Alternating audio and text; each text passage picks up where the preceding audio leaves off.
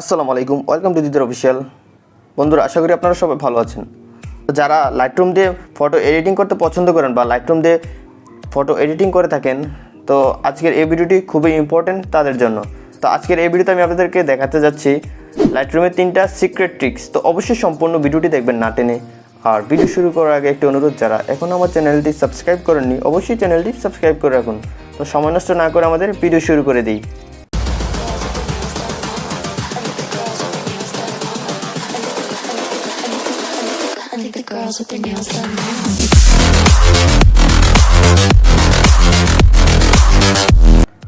তো বন্ধুরা, আমি লাইটরুমে চলে আসলাম। তো আমি লাইটরুমে আসার পরে অল ফটোতে ক্লিক করে নিব। তো অবশ্যই আপনার যে ছবিটা আপনি এডিট করতে চান সেই ছবিটা লাইটরুমে ইম্পোর্ট করে নেবেন। তো আমাদের প্রথম ট্রিক্স হচ্ছে শার্পিং। কিভাবে আমরা সঠিকভাবে শার্পিং ইউজ করব ছবিতে। তো আমার একটা ছবিতে ক্লিক করে ঢুকে গেলাম। তারপর আমি চলে যাব এটাতে যাওয়ার পরে সর্বপ্রথমে শার্পিংয়ের টুলসটা দেওয়া আছে। তো আমি যদি শার্পিং একদম সম্পূর্ণ বাড়িয়ে দিই তাহলে দেখুন আমার ছবির অবস্থা, অনেক নয়েজ চলে এসেছে।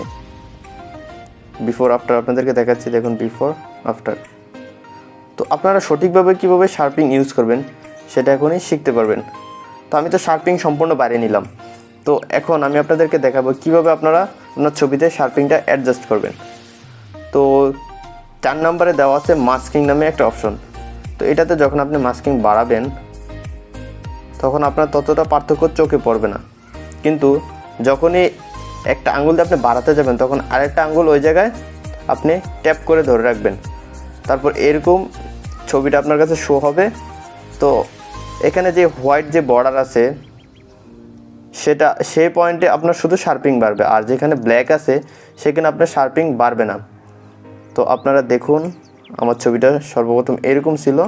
যদি এইটুকু আমি বাড়াই অ্যান্ড দেন আমি সম্পূর্ণ যদি করে দিই, আমার ছবির যে যে জায়গায় এজ আছে সেই জায়গায় শুধু শার্পিং বাড়বে। তো আপনারা খুবই ভালোভাবে ফলো করুন। তো আমি এইটুকু করে দিলাম অ্যান্ড দেন এবার আমি ছবিটা জুম করে দেখি। দেখুন আমার ছবির কোয়ালিটি একটু লস হলো না, কিন্তু আমার শার্পিংটা আমার এজে বেড়ে গেল। তো আমি বিফোর আফটার দেখাচ্ছি। বিফোর আফটার কত সুন্দরভাবে শার্পিংটা আমাদের অ্যাডজাস্ট হয়ে গেল। এখন আমরা চলে যাব আমাদের ট্রিক্স নাম্বার 2তে। আমাদের ট্রিক্স নাম্বার 2তে থাকছে কিভাবে আমাদের ছবিতে হাইলাইটস অ্যান্ড এক্সপোজার অ্যাডজাস্ট করব।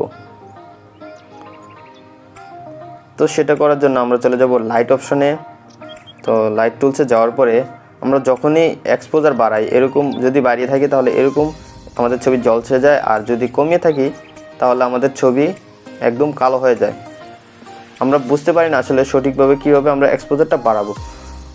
তো এক্সপোজার যখন আপনি বাড়াবেন তখন সেম প্রসেসে আগে যেটা দেখিয়েছি আমি সেমভাবে এখানেও আপনার আঙ্গুল একটা ট্যাপ করে ধরে রাখবেন।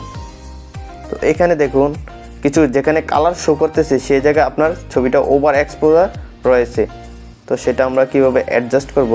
যদি আপনার ব্যাকগ্রাউন্ডে এক্সপোজার বেশি থাকে তাহলে প্রবলেম নেই, কিন্তু আপনার বডিতে বা ফেসে কোথাও যেন বেশি এক্সপোজার না থাকে। আমি অ্যাডজাস্ট করে নিচ্ছি। দেখুন এক ফিঙ্গার দিয়ে আমি বাড়াচ্ছি কমাচ্ছি, আরেক ফিঙ্গার একদম ট্যাপ করে ধরে রেখেছি। তো সঠিকভাবে আমি এক্সপোজারটা অ্যাডজাস্ট করে নিলাম। দেখুন বিফোর আফটার দেখাচ্ছি আমি আপনাদেরকে। দেখুন বিফোর আগে কতটা ঝলসানো ছিল ছবিটা অ্যান্ড আফটার। অ্যান্ড নেক্সট চলে যাই আমরা হাইলাইটসে। তো হাইলাইটসের সেম অবস্থা, যখন আমরা বাড়াবো কমাবো এক আঙুল দিয়ে তখন আবার আমাদের দ্বিতীয় আঙুলটা দিয়ে আমরা সেই টুলস বারে চেপে ধরে রাখবো। তো এখানে বোঝা যাচ্ছে যে কোথায় হাইলাইটস অনেক বেশি। তো আমরা একটু কমিয়ে দিব। দেখুন হালকা একটু কমিয়ে আমরা হাইলাইটসটা ঠিক করে নিছি। তো আমাদের হাইলাইটটাও সঠিকভাবে ঠিক হয়ে গেল। তো এখন আমি চলে যাব শ্যাডোতে। তো আমি যদি এভাবে শ্যাডো বাড়াতে যাই বা কমাতে যাই তাহলে আমার ছবিটা নষ্ট হয়ে যেতে পারে। তো সেম প্রসেসে আমি শ্যাডোটাও এভাবে অ্যাডজাস্ট করে নিব। যদি আপনার ছবিতে শ্যাডো বেশি থাকে তাহলে এরকম ব্ল্যাক হয়ে থাকবে কিছু অংশ। তো এগুলো আপনি অ্যাডজাস্ট করতে হলে আপনার শ্যাডোটা একটু বাড়িয়ে দিবেন। দেখুন আমি একটু বাড়িয়ে দিলাম অ্যান্ড দেন দেখি আমার ছবির কী অবস্থা।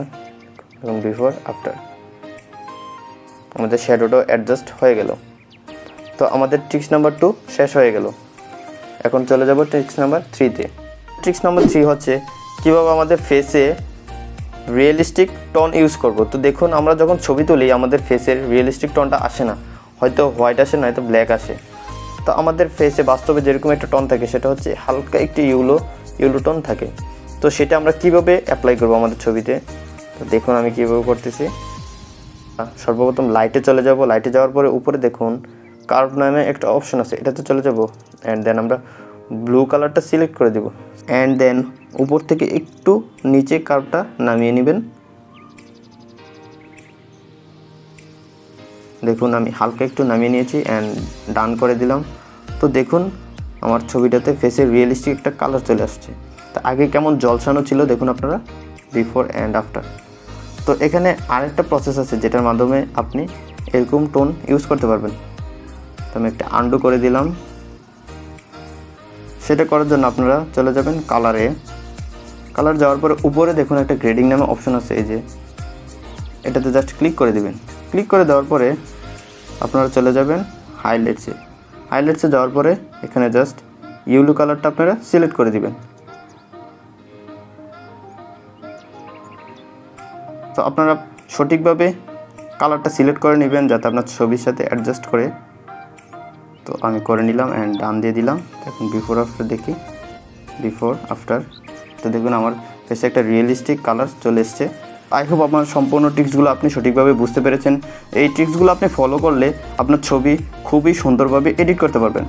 তো যদি ভিডিওটি ভালো লাগে অবশ্যই ভিডিওটিতে একটি লাইক দিন। আর যারা চ্যানেলটি এখনও সাবস্ক্রাইব করেন অবশ্যই চ্যানেলটি সাবস্ক্রাইব করে রাখুন। তো ভালো থাকুন, সুস্থ থাকুন, দেখা হচ্ছে সামনের ভিডিওতে। আল্লাহ হাফেজ।